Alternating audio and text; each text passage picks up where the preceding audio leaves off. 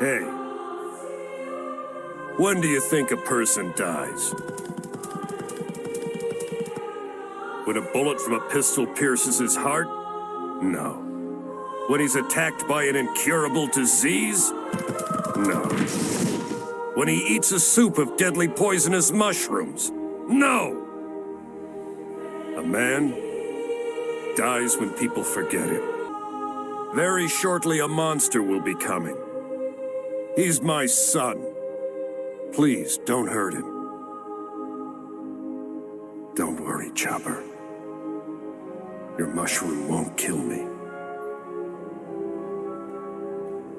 I've had a marvelous life! Goodbye, Quack. Thank you, Chopper! Welcome to Pirate's Guide. Today I wanted to start to introduce you to the crew of the Straw Hats, the main pirate crew of One Piece. I will be dedicating a video to every Straw Hat, and the first character I'll be going over in this series is the Doctor of the Straw Hats, Tony Chopper.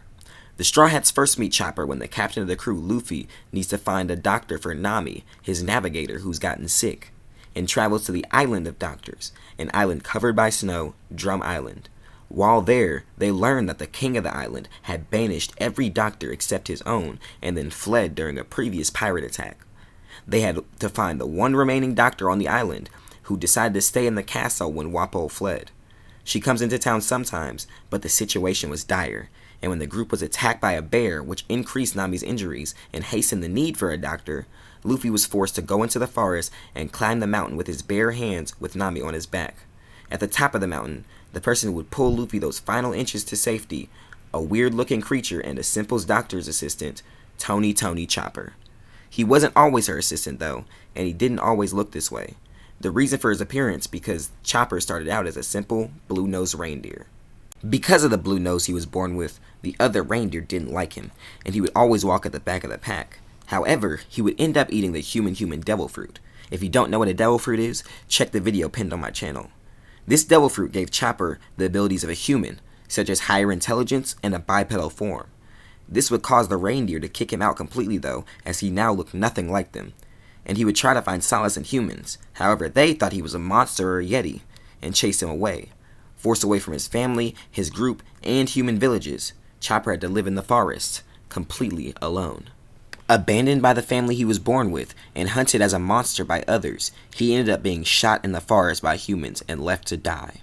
However, a quack doctor that was being hunted by the king stumbled upon him and had mercy. He attempted to tend to Chopper's wounds, but Chopper, hearing the sound of a gun, lashed out in fear. The doctor responded by getting up and promising Chopper that he is a doctor and he would never shoot him. That doctor's name was Dr. Hiruluk. Dr. Hiruluk would then take Chopper in, not only to tend to his injuries, but to take him in as his adoptive son, and start teaching him the ways of not only being a doctor, but the ways of being a man. The doctor had a strong fascination with pirates and their way of life, and he even made his own pirate flag as a way to feel like he was fighting as they do against disease. The doctor pushed these same ideals on Chopper and hoped that one day Chopper would set out to sea and travel the world. It took a year for Dr. Hiruluk to treat all of Chopper's injuries from that day, but the time to say goodbye would soon come. After Chopper had spent a year recovering from his injuries and completely healing, Dr. Hiruluk told him it was time to leave. Chopper would be heartbroken at this and would beg and plead for the doctor to let him in, but the doctor would refuse, saying now that he's healed, the doctor has no obligation to take him in. In response to this, Chopper would go outside and try to injure his head in an attempt to get the doctor to care for him again. Even this would not work, and the doctor would pick up a gun, and for the first time ever he would shoot at Chopper. He wouldn't injure him seriously, but the bullet would graze his cheek, and the doctor's promise from a year before would finally be broken. The doctor couldn't tell Chopper his reasons for acting this way, because unfortunately the doctor had come down with an incurable disease and he didn't want Chopper to have to watch him die. He went to the female Dr. Kureha to ask him how much longer he had to live. Chopper overheard Dr. Kureha tell him that not only was it incurable, but he only had days to live.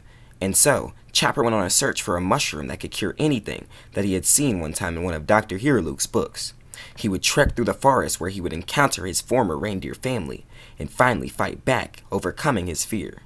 After that, and after a long journey where he would end up breaking his leg, he would finally find the all-curing mushroom he had been looking for, so he could finally get it and bring it to Dr. Hiraluke. Dr. Hiraluke would finally accept Chopper back, making the mushroom into a soup and eating it while tending to Chopper's newfound injuries. However, he would then leave immediately. Dr. Kureha would come to the house and inform Chopper that Dr. Hiraluke's disease was indeed incurable and that the mushroom he had eaten was extremely poisonous, no one being able to survive more than half a day after eating it. Dr. Kureha realized that Chopper had mistaken the skull to fight all diseases that Dr. Hiraluke had on his pirate flag with the skull for a deadly poison. Dr. Hiraluke had eaten the mushroom anyway as a final way to make his son happy before his natural end.